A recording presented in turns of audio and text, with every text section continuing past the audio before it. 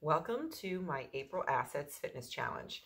If you have a resistance band, I happen to have a handy looped resistance band, but if you have one that you have to tie, you can do that. And you can use them for a lot of the exercises in this month's challenge. If you don't have an resistance band, that's fine. You can do any of the exercises without. This just adds the added challenge. So I'm just gonna go ahead and put this around my legs above the knees to get started. So I'm gonna do each exercise for 30 seconds just to demonstrate. You can do them each day for 1 minute and keep track of how many reps you do and try and beat your score every week, okay? So the first one we're gonna be on hands and knees. It's alternating hydrants. So you're gonna lift your legs out to the side as high as you can. Now you can stay up on your hands. I like to go down on my elbows. I feel like I get a little more leverage and range of motion. So I'm gonna lift as high as I can, alternating sides, just like this. Like I said, you don't have to have the resistance band. It just adds a nice challenge. Already my butt is burning. I'm just taking my time, lifting as high up as I can. The next one's a lateral shuffle with a squat. So you're just going to shuffle across your room here and squat. Now, if you don't have a lot of space, what you can do is just step out to the side and squat, and then step in and then out to the other side and squat.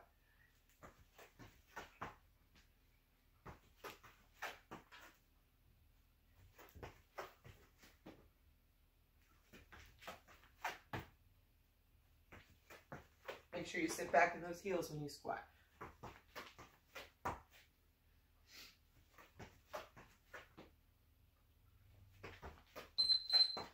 Good. Okay, moving on to the next day. On Tuesdays, we'll be doing single leg bridges and spider climbs. So single leg bridge, you can keep the band on if you really want to. You don't have to, but it's just up and down, just like this. You can make it more challenging by finding an object. I'm going to just use my Bosu because it's right here. You could use a step. So you could go in front of your staircase, put your foot on the bottom step. You could use a chair or a couch, anything you like. Again, you can use a band or not. The band doesn't add too much with a single leg bridge. And we're going to go up and down just like this. So you can just keep your arms out to the sides, keep yourself leveraged.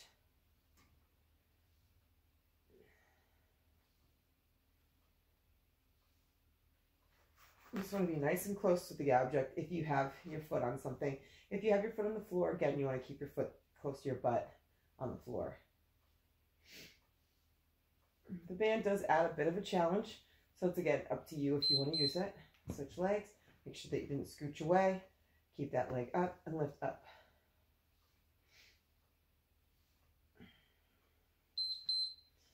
Like I said, if you want to put your foot on an elevated surface, that would just create a little bit more of a challenge.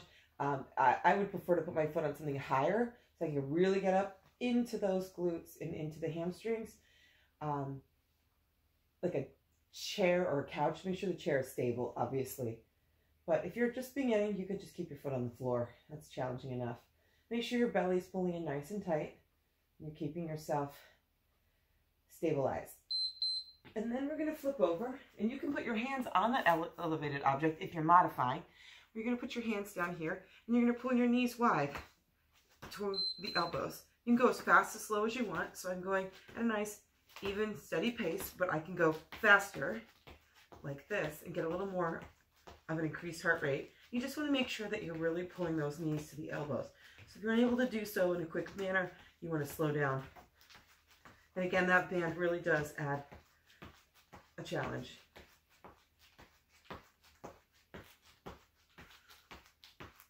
Keep your shoulders and wrists aligned. Good.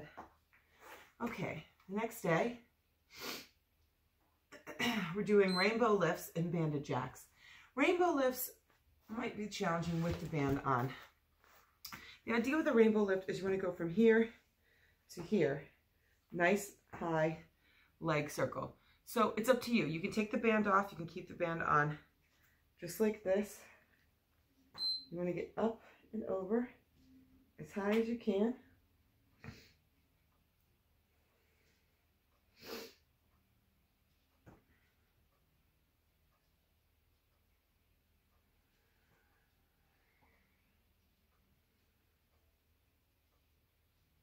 nice big lift in that leg. So you're making an arc just like a rainbow. That's why it's called a rainbow lift.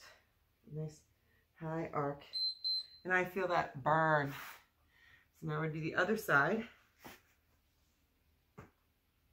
Again, this is just 30 seconds a piece, just so I can kind of show you. You can get a sense of the exercise. You're going to be doing it for a minute each day. If you are a beginner and you feel like a minute is just not something you could do, break it up into two 30-second sets. So do 30 seconds in one sitting and 30 seconds in another sitting. Don't just give up or say, well, I can't do a minute. Just break it up. You should still get that in.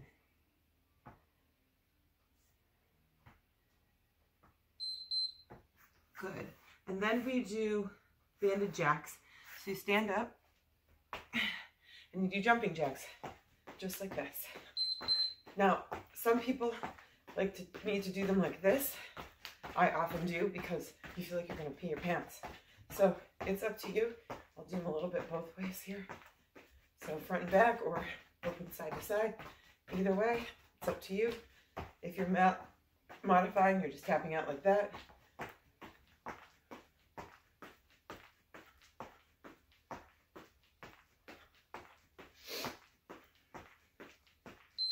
Good. Moving on to the next day. We've got sumo squats and skaters. So sumo squats, or known also as plie squats, heels in, toes out, and you're going to squat down. These are great with the band. It adds a little bit of resistance. It's a nice little challenge.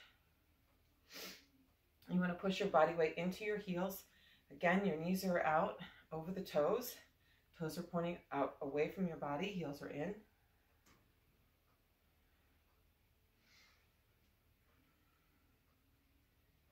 Make sure you're sitting back into the heels, your butt is pushing back.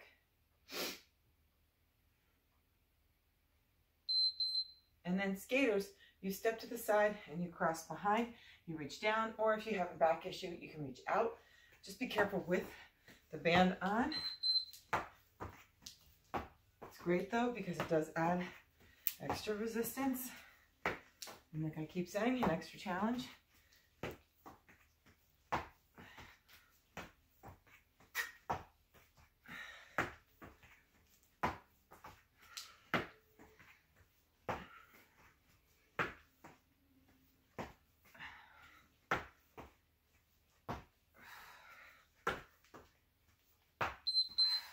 Good. For the next day, we have single leg deadlifts and bent over leg lifts. Okay. So the single leg deadlift, you can either do just like this with one foot behind you on the floor, or you can put it on an elevated surface. I've got my step back here. So we're going to reach the same arm as the leg that is back towards the floor. You're going to push into your heel, pull in your belly to lift up. A lot of times people will do this incorrectly and it will go into their back and they'll start to feel back pain. If you're starting to feel back pain, you want to refocus. Push into your heel as you come up. Pull that belly in before you even move. So you come up into a nice straight position, back all the way, tuck the hips slightly under when you come up, and we're going to switch sides. I'm not saying you won't feel anything in your back, like, you know, like a motion or something working. You don't want to feel any strain. And when your back starts to ache and you feel strain, that's when you know you're doing it incorrectly. So if you are, go back to putting your foot on the floor and don't bend over as far. Or another thing you could do is bend this knee. So you would just bend the knee like this, okay? Now, again, pull that belly in, sit all the way back up to the top, push into the heel. That's how you correctly do it. Then we're gonna do low leg lifts. So I would suggest putting your hands on the floor or putting your hands on something that's a little raised if you're you know, not able to bend all the way down to the floor, and you're gonna lift the leg up and down. So what I like to do, so I'm in this position here from my for my deadlift, and I'm going to lift from here. So let's do that. So you're going to lift as high as you can. Again, you can put your hands on something. You can put your hands on a couch and lift up. Put your hands on the wall if you're bending over. Sometimes people have trouble bending over. Gets you dizzy, that kind of thing. And you just want to lift that leg up and tap it back down. I find if I put my foot on something that's a little higher, I lift my leg a little higher because I don't go down as far. When I go down all the way to the floor, I feel like I don't lift as high for some reason. That's just me. I feel like I get more out of it when I put my foot on something like this step. Because then I just go from the step up, and you would think, okay, well, range of motion probably would be better. But in this position, for some reason, I get more out of it. So that's up to you.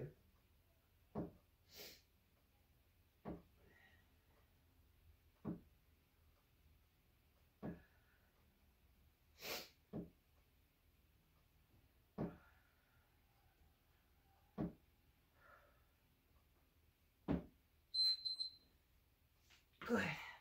Okay. Oh, okay. Next day. That's a butt burn. We've got jack squats or step out squats and plank tap outs. Okay, so jack squats are these. You jack out into a squat.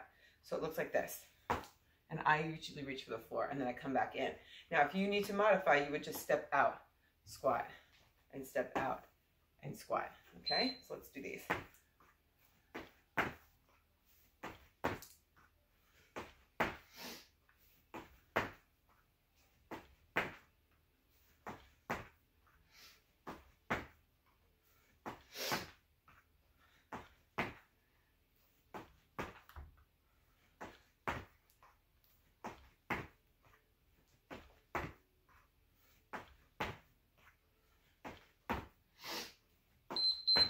Good. Then you're going to get into a plank position, and you're going to tap your foot out to the sides, just like this, alternating sides. Now, if you need to modify, put your hands on something that's elevated. That is a big help.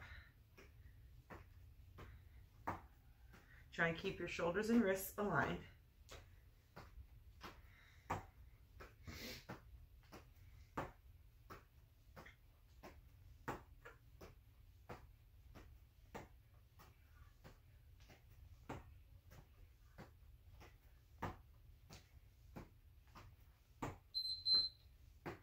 Excellent. Now we've got our last day is lunge lifts and mountain climbers. So lunge lifts are exactly what they sound like. You lunge and then you lift your leg. So I suggest, well, there's two different ways. If you want to modify, you would lunge and then lift your leg. So it would look like this. Lunge here and then lift my leg here. Otherwise, you're going to put your hands, and so the step is a very good example, but so that I can turn to the side, and just use my Bosu. So you're going to lunge down and lift here and get lower. Here we go. You can also just put your hands right on the floor.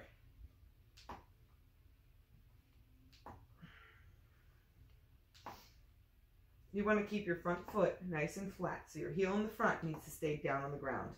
Do not let it come up.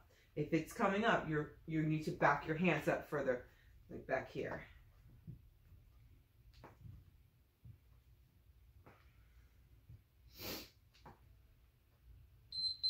Switch legs.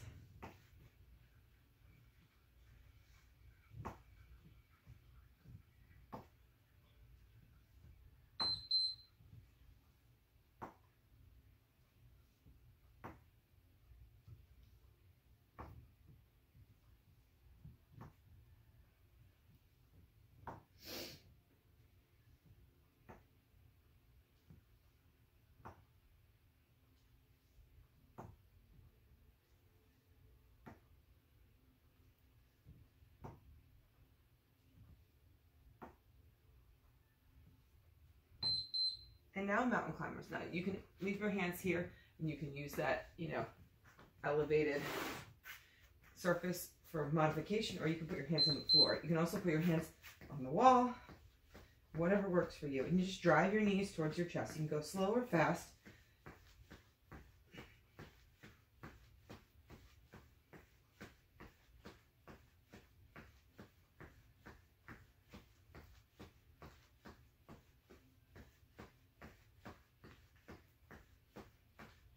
Now the good thing about this calendar is you could take the whole week and do them as, like I just did, as a glute workout. So you could do, you know, 1 minute of every exercise and be done with it, or you could do twice through for 45 seconds or something like that. And you could just add it into a nice short but effective glute workout into your workout routine somewhere along the way. Or you can do them daily. You can also do them daily and then decide on Saturdays or Sundays you're going to do the whole thing and just really hit it hard. So it's up to you. But this month we're focusing on our butt, our assets, because they are very important, not only for aesthetics, but they are the largest muscle group in the body, and they help us with the basic task of walking, running, and then we're getting into walking and running season here in the spring. So hopefully you'll take this challenge, and I wish you well. If you have any questions or comments, please leave them below. See you soon.